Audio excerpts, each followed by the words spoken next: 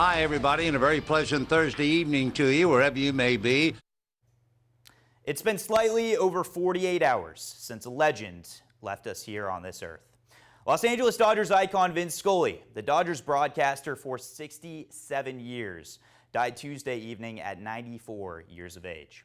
Over the last 48 hours, you may have heard millions of stories about his storied career, his eloquent delivery, the way he seemed to have the right words, even during the worst of times. You may have heard about how he was the youngest broadcaster to call a World Series at the age of 25, called 3 perfect games, 18 no-hitters, 25 World Series matchups, 12 All-Star games.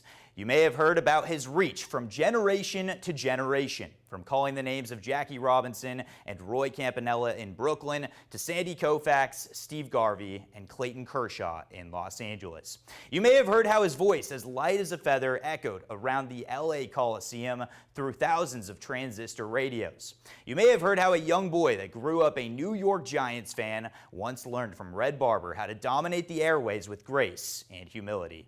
You may have heard his calls that will stand the test of time, from Henry Hank Aaron, a black man in the South, hitting his 715th home run in 1974, breaking the great Bambino's record, to a grounder skipping under the legs of Bill Buckner in Game 6 of the World Series in 1986. And of course, Kirk Gibson on 2 bad, wobbly legs, ripping a walk-off home run in 1988 that was not only improbable, it was impossible.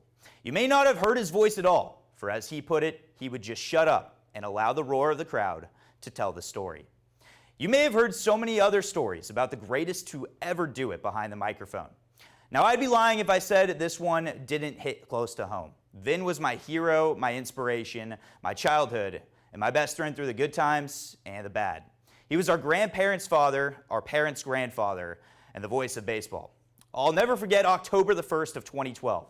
The Dodgers were fighting for a wild-card spot, but a line drive off the bat of Mark Ellis into the glove of the San Francisco Giants center fielder Angel Pagan would end that dream. As a diehard Dodgers fan, I was crushed.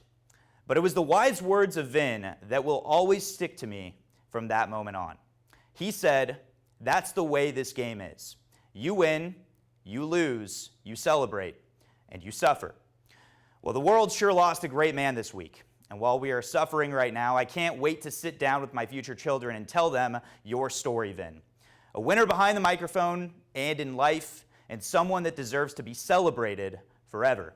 Vin, you and I have been friends for a very long time, but I know in my heart I've always needed you more than you've ever needed me. And I'll miss our time together more than I can say. This is Dusty Baker, wishing you, Vin, a very pleasant first week in heaven, wherever up there you may be.